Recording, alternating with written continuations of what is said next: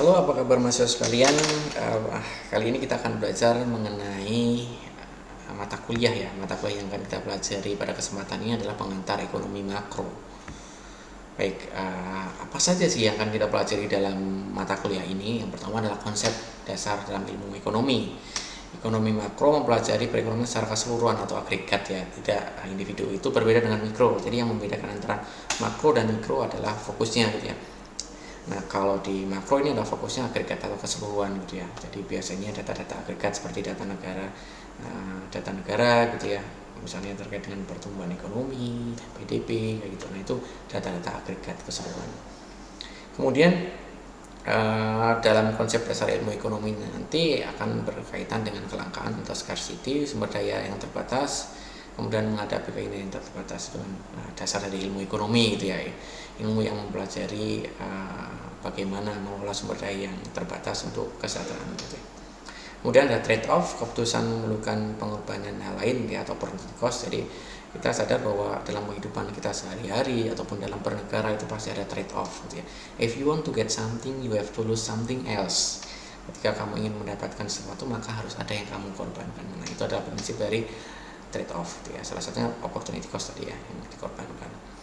Kemudian analisis agregat fokus pada inflasi, pengangguran, dan pertumbuhan output nasional. Ya, ini fokus dari makroekonomi gitu ya, berkaitan dengan inflasi, kemudian pengangguran ya, data-data yang bersifat agregat tadi.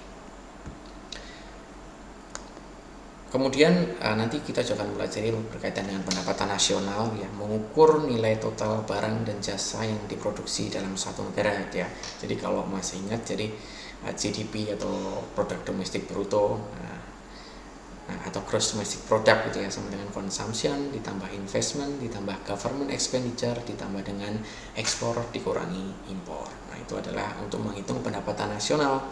Dari beberapa untuk menghitung pendapatan nasional tadi terdapat beberapa pendapat gitu ya, terdapat beberapa pendekatan nih. Yang pertama adalah pendekatan pengeluaran, konsumsi, investasi, kemudian ada pengeluaran pemerintah tadi ditambah dengan net ekspor, yaitu ekspor kurang impor tadi. Kemudian berikutnya adalah pendekatan pendapatan, yaitu melalui upah, sewa, bunga, dan laba dari yang ada di perekonomian itu gitu ya. Dan yang ketiga itu adalah pendekatan produksi, yaitu berkaitan dengan nilai tambah atau value added untuk setiap sektornya. Kemudian kita juga akan belajar mengenai konsumsi, tabungan, dan investasi gitu ya. Jadi kalau kita ulik lagi ya, bahwa pendapatan itu adalah konsumsi ditambah saving plus investment ya. Di saving investment itu agak mirip-mirip sebenarnya gitu. Tapi paling tidak kalau kita punya uang, dapat gaji nih ya, kalau nggak untuk konsumsi, ditabung ya untuk investasi. Jadi itu terkaitan dengan fungsi konsumsi, kemudian tabungan, dan fungsi investasi. Nah, itu akan kita pelajari juga. Kemudian ada permintaan agregat dan multiplier, yaitu angka pengganda multiplier, itu nanti akan kita pelajari juga. Berikutnya ada juga terkait dengan kebijakan fiskal ya, kebijakan ekspansif, kemudian kebijakan kontraktif, dan instrumen-instrumen utama dalam kebijakan fiskal seperti pajak dan pengeluaran pemerintah ya, subsidi gitu ya. Itu berkaitan dengan kebijakan fiskal. Kemudian ada penawaran agregat atau agregat suplai gitu ya, harga output, kemudian output, kurva ya. Nah, itu juga akan kita pelajari terkait dengan kurva-kurva yang fleksibel itu seperti apa gitu. Nah, yang gak kalah penting nanti akan kita bahas juga terkait dengan pertumbuhan ekonomi, yaitu pertumbuhan produk domestik bruto dari tahun ke tahun ya. Biasanya ada ukurannya berdasarkan harga konstan atau harga berlaku gitu ya, untuk perhitungan produk domestik bruto. Nah, ada juga berkaitan dengan stabilitas dan siklus ekonomi gitu ya, terkait dengan resesi, ekspansi gitu ya, dan sebagainya. Itu akan kita pelajari juga nanti. Nah, berikutnya adalah terkait dengan perekonomian terbuka nih, hubungan ekonomi lintas negara melalui perdagangan dan keuangan ya.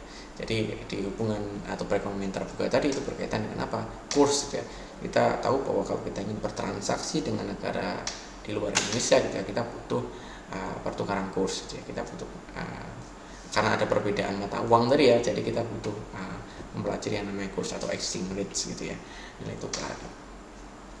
Kemudian neraca pembayaran, ya, transaksi internasional, ya, ada ekspor impor dan sebagainya, itu terkait dengan neraca pembayaran tadi. Dan juga ekspor neto, ya, selisih dari ekspor terhadap impor tadi gitu. Nah, itu saja yang mungkin kita akan pelajari di pengantar ekonomi makro ini. Dan tentunya ekonomi makro ini tidak hanya di pengantar ya, nanti ada juga ekonomi makro berikutnya yang tentunya akan lebih membahas lebih dalam lagi. Nah, harapannya di pengantar ini dapat dipahami secara mendetail, secara mendalam. Jadi silakan untuk belajar secara mandiri supaya di mata kuliah ekonomi makro berikutnya itu tidak tertinggal dan bisa mengikuti dengan baik. Sekian dari saya, terima kasih, selamat belajar.